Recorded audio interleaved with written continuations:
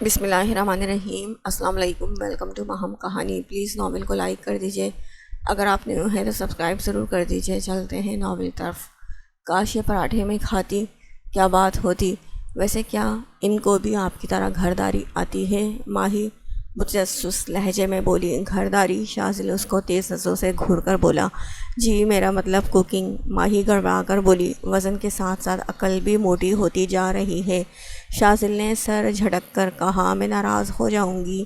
ماہی نے دھمکی دی تھی۔ مرضی ہے، ویسے تم اس کو کیسے جانتی ہو؟ شاذل نے غور سے اس کے تاثرات نوٹ کر کے پوچھا۔ کس کو؟ ماہی ناسمجھی سے اس کو دیکھنے لگی۔ یمان مستقیم کو۔ شاذل نے دانت پیس کر کہا تھا۔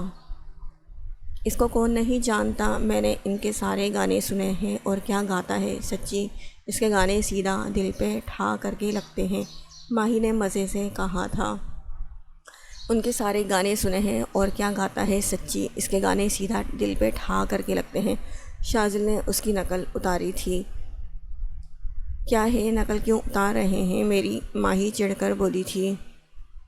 کیونکہ اتنا بھی کوئی توپ چیز نہیں، وہ اس سے اچھا تو میں گانا گا سکتا ہوں، اور یقین جانو پھر اس بندے کا نام و نشان نہیں رہے گا۔ آواز تو کیا، شکل سے بھی میں کئی گنا پیارا ہوں۔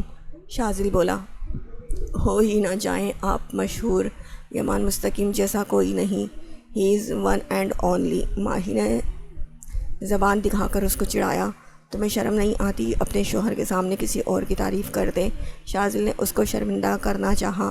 شرم کیسی، میرا موسٹ فیوریٹ سنگر ہے، وہ بھی 5 سالوں سے میں ان کو جانتی ہوں۔ ویسے آپ کو شرم آنی چاہیے، خود سے چھوٹو سے جیلس ہو رہے ہیں۔ ماہی نے الٹا شاذل کو شرمندہ کر دیا۔ چھوٹا؟ شاذل کی آنکھیں نہ ہلنے کی حد تک کھلی کی کھلی رہ گئی۔ جی 25 سال کا ہے وہ، جبکہ آپ ماشاءاللہ سے 28 سال کے ہونے والے ہیں۔ ماہی نے شان بے نیازی سے کہا۔ اتنا یہ چھوٹا بچہ، اور میں پیارا سے، میں 50 سال کا بوڑھا جس کے بال سفید ہو گئے ہیں، چہرے پہ جھریاں آ گئی ہیں، کئی دانت تو سرے سے ہیں ہی نہیں، گر کر ٹوٹ گئے ہیں۔ شاذل تب اٹھا۔ ہاں سیریسلی شاذل، آپ 50 سال کے ہو جائیں گے تو ایسا روپ اختیار کر جائیں گے؟ ماہی شاذل کی بات پہ ہنس ہنس کے بحال ہوئی۔ آج کے بعد تم یمان مستقیم کا کوئی گانا نہیں سنو گی اور نہ اس کو فالو کرو گی۔ شاذل نے دانت پہ دانت جمائے کہا۔ جب سے میرا قیام حویلی میں ہوا ہے میں نے کوئی گانا نہیں سنا، نہ ہی میں اسے فالو کرتی ہوں۔ فالو کرنے کے لیے ایک فون کی آج ضرورت ہے۔ ماہی نے کہا۔ اچھا یہ مجھے دو، کیا ہر وقت کھاتی رہتی ہو؟ شاذل نے ڈرائی فروٹ کی پلیٹ اپنی جانب کھسکائی۔ یہ میرے ہیں، ماہی نے اعراض کیا۔ میں بھی تمہارا ہوں، شاذل نے بنا تاخیر کیے کہا۔ تو ماہی کی زبان کو تالے لگ گئے۔ ارمان دلاور خان کے یہاں آیا تو نجمہ کے لیے عدالت کھڑی ہو گئی تھی۔ دلاور خان زوریہ بیگم سخت نظروں سے اس کو گھور رہے تھے، جبکہ نور اپنے 3 سالہ بیٹے کو گود میں لیے یمان کی تصویریں دیکھ رہی تھی۔ ان سب سے بے نیاز یمان خود کچن میں موجود ہو گیا، جیسے وائرل اس کی نہیں کسی اور کی تصویریں ہو گئی ہوں۔ تمہیں پتہ تھا یمان کا کیا مقام ہے، پھر بھی تم نے ایسی حماقت کی؟ زوبیہ بیگم نے اس کو لتاڑا۔ بیگم صاحبہ قسم لے لیں، میں نے تو بس اپنا واٹس ایپ اسٹیٹس لگایا تھا، پتہ نہیں کیسے وہاں سے چوری ہو گئی۔ نجمہ نے اپنی صفائی دیتے ہوئے کہا۔ ان سے تو وہ خود واقف نہ تھی، تم نے اسٹیٹس بھی کیوں لگایا؟ ایسی حالت میں یمان کے ساتھ تصویریں بنائی کیوں؟ دلاور خان نے کہا۔ یمان کچن میں کیا کرنے گیا تھا؟ نجمہ کے کچھ کہنے سے پہلے نور نے پوچھا۔ اور جی چھوٹی بی بی جو آپ کی ہیں بہن، ان کے لیے پراٹھے بنانے گئے تھے۔ نجمہ کی بات پہ سب حیران ہوئے سوائے دلاور خان کے۔ میں نے تو ان کو کبھی پانی ابالتے ہوئے نہیں دیکھا، ارمان حیرت سے بولا۔ اب پراٹھا بناتے دیکھ لے، کچن میں ہی ہیں، وہ یہ نہ ہو یمان صاحب کو کچن میں دیکھنے کی حسرت دل میں دبا کر قبر میں دفن ہو جائیں۔ نجمہ نے اپنی طرف سے ہر ایک کو مشورہ دینا ضروری سمجھا۔ تمہاری زبان آج کل کچھ زیادہ نہیں چلنے لگی؟ میں چھڑا چھانٹ کا آوارہ سا خوبرو نوجوان، ابھی شادی تک نہیں کی، بچے تک نہیں ہوئے میرے، اور تم مجھے قبر تک پہنچانے میں لگی ہوئی ہو۔ انشاءاللہ مجھے قبر میں دیکھنے کی حسرت تم قبر میں لے کر جاؤ گی۔ ارمان تو اس کی بات پہ تب کیا تھا۔ توبہ ہے، آپ چھڑے چھانٹ ہیں تو میں نے کون سا اپنے بچوں کی قطاریں بنا رکھی ہیں، میں بھی پیور سنگل ہوں۔ شادی تو دور کسی سے آنکھ مٹکا تک نہیں کیا۔ نجمہ کہاں پیچھے رہنے والی تھی۔ خاموش رہو تم دونوں، یہاں ہم ایک سیریس میٹر ڈسکس کرنے بیٹھے ہیں اور تم دونوں نے بچوں کی طرح لڑائی شروع کر دی ہے۔ زوبیہ بیگم نے دونوں کو ٹوکا تو دونوں خاموش ہو گئے۔ لگتا ہے خود ہی دینے جانا پڑے گا۔ یمان نے نجمہ کو آتا نہ دیکھا تو پرجوش انداز اپنائے بڑبڑایا۔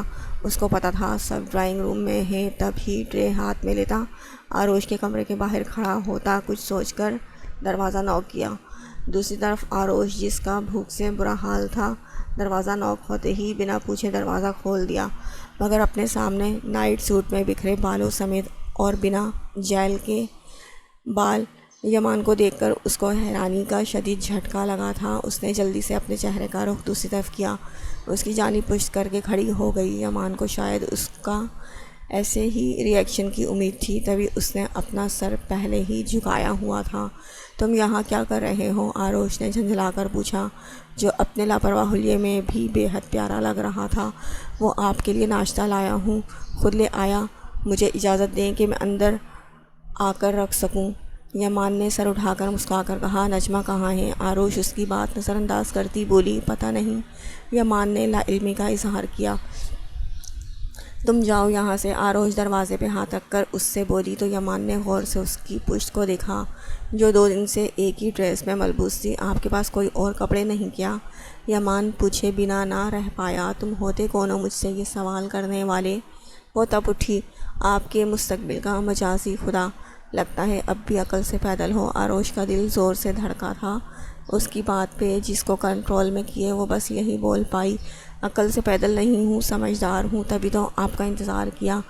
یمان پرسکون لہجے میں بولا، مگر میرا جواب پہلے والا ہی ہے۔ آروش کی بات پہ یمان کی مسکراہٹ غائب ہوئی تھی۔ وہ کمرے میں داخل ہوتا ٹرے بیڈ پر رکھ کر واپس اپنی جگہ پر کھڑا ہو گیا۔ اتنے میں آروش بس صبر کے گھونٹ بھر کر رہ گئی۔ ہمارے درمیان بس ذات کا فرق تھا، جو اب نہیں، تو آپ کے انکار کی وجہ؟ یمان سنجیدہ ہوا، میں تمہارے آگے جواب دہ نہیں، آروش نے سپاٹ انداز میں کہا، مگر مجھے یہاں سے جاؤ یہاں سے، ورنہ میں شور مچاؤں گی۔ آروش نے دھمکی دی، تو شور مچا کر کیا کہیں گی کہ میں نے آپ کی عزت پہ چڑھا؟ آروش کی بات پر یمان کو بہت تکلیف ہوئی تھی۔ جس کو نظر انداز کیے وہ بولنے والا تھا، جب آروش پلٹ کر ایک تھپڑ اس کے چہرے پہ مارا۔ یمان کو تم خود کو سمجھتے کیا ہو یمان؟ تمہیں میں ایسی لگتی ہوں جو یوں سر عام اپنی عزت کا تماشا بنائے گی؟ آروش اس کا گریبان پکڑے دھاڑی۔ آروش کے اس قدر قریب ہونے پہ یمان کا دل بے ایمان ہوا تھا، دل عجیب طرز سے دھڑکنے لگا تھا۔ وہ تو خواب میں ایسا سوچ نہیں سکتا تھا، حقیقت میں اتنا پاس ہونا تو بہت دور کی بات تھی۔ یمان بنا آروش کو چھوئے اس کا ہاتھ اپنے گریبان سے ہٹاتا، اپنا سر نفی میں ہلاتا، اپنے کمرے کے راستے چل دیا۔ آروش اس کے عمل پر ہاک تک رہ گئی۔ اس کو جی بھر کر اپنی بے اختیاری پر غصہ آیا تھا، جانے اس کو یمان کی باتوں میں کیا ہو جاتا تھا جو اس کی سوچنے سمجھنے کی ساری صلاحیتیں مفلوج ہو جایا کرتی تھیں۔ یہ مجھ سے کیا ہو گیا؟ وہ نامحرم تھا میرا۔ آروش اپنے ہاتھوں کو دیکھ کر بڑبڑائی۔ پل بھر میں اس کی آنکھوں سے آنسو بہہ کر رخسار بھگو گئے تھے۔ بہل تو جائے گلاسوں سے میرا دل، لیکن چلتی کہاں ہے صحراؤں میں کشتیاں؟ یہ مجھے کیا ہو جاتا ہے؟ ان کو ایسے اپنے پاس دیکھ کر یمان اپنے کمرے میں آتا، سر ہاتھوں میں گرائے بیٹھ گیا۔ اس کو آروش کا تھپڑ مارنا برا نہیں لگا تھا، بالکل بھی نہیں لگا تھا۔ اس کو اگر برا لگتا تھا تو بس اس کا انکار جو وہ بار بار کرتی تھی۔ شاید میرے مرنے کے بعد ان کو میرا احساس ہو کہ میں ان کو کتنا چاہتا ہوں۔ اب تو ایسا لگتا ہے جیسے وہ میری جان لے کر ہی رہیں گی۔ یمان کے چہرے پر زخمی مسکراہٹ در آئی تھی۔ اپنے اندر ایک اداسی کی لہر دوڑتی محسوس ہوئی۔ سر الگ سے درد سے پھٹا جا رہا تھا۔ وہ سمجھ نہیں پا رہا تھا ایسا وہ کیا کرے جو آروش اس کی بن جائے۔ کیا اتنے سالوں بعد بھی اس کا عشق حاصل ہی رہے گا؟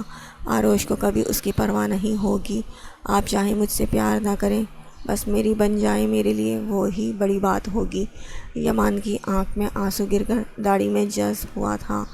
ہر وقت کمرے میں کیوں رہتی ہو؟ ہمارے پاس بھی بیٹھ جایا کرو۔ نور آروش کے کمرے میں آتی بولی، جو خاموشی سے بیک گراؤنڈ سے ٹیک لگائے ہوئی تھی۔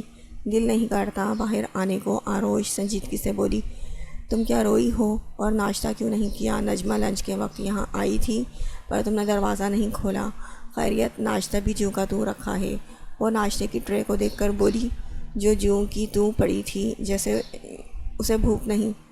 جی مجھے بھوک نہیں، آروش نے مختصر جواب دیا۔ اچھا، ویسے مجھے یہاں موم نے بھیجا تھا، وہ چاہتی ہیں تم ساتھ چلو مال شاپنگ کرنے کے لیے۔ نور نے پرجوش آواز میں کہا، مجھے کہیں نہیں جانا، ان سے کہیں وہ خود ہی اپنی پسند سے کچھ لے آئیں۔ آروش اس کی بات سن کر بولی، اٹس اوکے، آج نہیں تو کل چلنا، میرے خیال سے کل بھی تم انہی کپڑوں میں تھی۔ اگر تم کہو تو اپنے کچھ ڈریسز تمہیں دیتی ہوں جو میں نے استعمال نہیں کیے۔ نور نے اس کا جائزہ لیتے ہوئے کہا، کوئی مناسب ڈریس ہے تو پلیز دے دیں، انہی کپڑوں میں بار بار نماز پڑھتی ہوں تو شرمندگی ہوتی ہے، اور میں نے ایک جائے نماز بھی کہا تھا آپ سے، آپ نے دیا نہیں۔ آروش ایک نظر اس کے کپڑوں پہ ڈال کر مناسب لفظ پر زور دے کر بولی، جائے نماز یاد نہیں رہا ہوگا ڈیڈ کو، میں ابھی دونوں چیزیں تمہیں بھجواتی ہوں۔ نور اپنی جگہ سے اٹھ کر بولی، قرآن پاک بھی چاہیے تھا۔ آروش نے کہا، وہ تو یہاں ہوگا۔ نور نے الماری کی جانب اشارہ کیے بتایا، میں نے پورا چیک کیا ہے مگر وہ چیزیں نہیں ہیں جو مجھے چاہیے۔ آروش نے جواب دیا، اچھا ٹھیک ہے، میرے کمرے میں ہے، وہ بھجواتی ہوں۔ نور مسکرا کر بولی، شکریہ۔ آروش نے کہا تو نور مسکرا کر سر اس بات میں ہلاتی چلی گئی۔ آروش بی بی، یہ بیگ نور بی بی نے آپ کے لیے بھیجا تھا۔ کچھ دیر بعد نجمہ آروش کے کمرے میں آتی ایک بیگ اس کو دے کر بولی، جائے نماز اور قرآن۔ آروش ایک نظر بیگ پہ ڈال کر بولی، جائے نماز تو یمان صاحب کے کمرے میں ہوگا اور ان کا کمرہ صبح سے لاک ہے، اس لیے ابھی کے لیے یہی رکھیں۔ نجمہ نے جواب دیا، اچھا تم جاؤ۔ یمان نام پہ آروش کے تاثرات بدلے تھے، تبھی کچھ اور پوچھنے کے بجائے یہ کہا، ٹھیک ہے۔ نجمہ اتنا کہتی کمرے کا دروازہ بند کرتی چلی گئی تو آروش گہری سانس لے کر بیگ کو کھول کر دیکھا جس میں 5 مختلف ڈیزائن کے ڈریسز تھے۔ اب میں یہ کپڑے پہنوں گی۔ آروش سب جوڑے الگ الگ کر کے دیکھتی بڑھائی، جس میں کوئی جوڑا بیک لیس تھا تو کوئی سلیو لیس تھا، کسی میں شلوار کے بجائے ٹائٹس تھی، دوپٹہ تو سرے سے کسی میں نہیں تھا۔ اس کو سبھی جوڑے بیکار لگے۔ حد ہے، آروش بدمزہ ہوتی سب کپڑوں کو بیڈ سے نیچے پھینک گئی۔ نجمہ، یہ سب مختار والے کہاں چلے گئے؟ دلاور خان نے اگلے دن گھر میں کسی میل سرونٹ کو نہ پا کر نجمہ کو آواز دے کر اس سے پوچھا، جو لاؤنج کی صفائی کرنے میں مصروف تھی، ان کی چھٹی کر دی ارمان سر نے یمان صاحب کے کہنے پر۔ نجمہ نے بتایا، چھٹی کر دی مگر کیوں؟ دلاور خان ناسمجھی سے اس کو دیکھنے لگے۔ وہ جی، آپ کی چھوٹی بیٹی کو اچھا نہیں لگتا، تبھی وہ باہر نہیں آتی اپنے کمرے سے، تو اسی لیے انہوں نے یہ کیا۔ آپ کا جو ڈرائیور ہے وہ گھر میں داخل نہیں ہو سکتا کیونکہ یمان صاحب نے خود پرسنلی اس کو وارن کیا ہے۔ کک بھی اب نہیں رہا، صفائی والا بھی نہیں رہا، ان کے بدلے دوسری ملازماؤں کا بندوبست یمان صاحب نے ارمان سر کے ذمہ لگایا ہے۔ نجمہ نے تفصیل سے بتایا، یہ یمان نے ایسا کیوں کیا؟ وہ سب پرانی سرونٹس تھے ہمارے۔ زوبیہ بیگم جو ابھی لاؤنج میں آئی تھی، نجمہ کی بات سن کر بولی، کچھ سوچ کر اس نے کیا ہوگا، خیر میں اب نکلتا ہوں، ایک شوٹ کے لیے فیصل آباد جانا پڑے گا۔ دلاور خان نے ہاتھ میں پہنی گھڑی میں وقت دیکھ کر زوبیہ بیگم سے کہا، فیصل آباد کیوں؟ آپ کو یاد نہیں ہم نے گھر میں ایونٹ کرنے کا سوچا تھا؟ دنیا میں سب کے سامنے اپنی بیٹی کو بھی تو لانا ہے۔ زوبیہ بیگم دلاور خان کی بات پہ تعجب سے گویا ہوئی۔ میں جلدی واپس آ جاؤں گا اور اس ایونٹ کی ذمہ داری میں نے ارمان کو دی ہے، وہ اچھے سے سب سنبھال لے گا، مگر ایک بات کا خیال رکھنا، یہ بات آروش کو پتہ نہ چلے، ہم اس کو سرپرائز دیں گے۔ دلاور خان نے مسکرا کر ان کو تسلی کروائی، یہ تو اچھی بات ہے، میں پھر آج آروش کو لے کر جاتی ہوں شاپنگ کے لیے، ایونٹ کے لیے اس کے پاس بہت اعلیٰ ڈریس ہونا چاہیے، اسٹائلش سا۔ زوبیہ بیگم خوش ہو کر بولی، آروش بی بی تو جو بھی پہنیں گی ان پہ سوٹ کرے گا۔ نجمہ زوبیہ بیگم کی بات پہ خاموش کھڑی۔ نجمہ بول پڑی، یہ تو ہے مگر وہ دلاور خان کی بیٹی ہے، اس کو سب سے الگ لگنا چاہیے۔ زوبیہ بیگم نے کہا، اچھا پھر میں چلتا ہوں، دیر ہو رہی ہے۔ دلاور خان کو وقت کا احساس ہوا تو کہا، ٹھیک ہے جائیں۔ زوبیہ بیگم نے کہا تو وہ مسکرائے، اللہ کی امان صاحب۔ نجمہ بھی اتنا کہتی اپنے کام میں لگ گئی۔ نجمہ سنو۔ دلاور خان کے جانے کے بعد زوبیہ بیگم نے نجمہ کو مخاطب کیا، جی۔ نجمہ ان کے سامنے ہوتی ہوئی بولی، نور تو سوئی ہوئی ہوگی، تم آروش کو کہو میں اس کا لاؤنج میں انتظار کر رہی ہوں، آ جائے۔ زوبیہ بیگم نے کہا تو نجمہ اوپر کی جانب بڑھی۔ کچھ ہی منٹس میں آروش نجمہ کے ہمراہ لاؤنج میں داخل ہوئی۔ السلام علیکم، آروش نے زوبیہ بیگم کو دیکھ کر سلام کیا۔ وعلیکم السلام، نور نے مجھے بتایا تھا اس نے تمہیں اپنے ڈریسز دیے ہیں تو آج وہ پہنتی نا، کیا پسند نہیں آئے؟ زوبیہ بیگم نے اس کا ڈریس اور حجاب دیکھ کر کہا۔ جی پسند نہیں آئے، آروش صاف گوئی سے بولی۔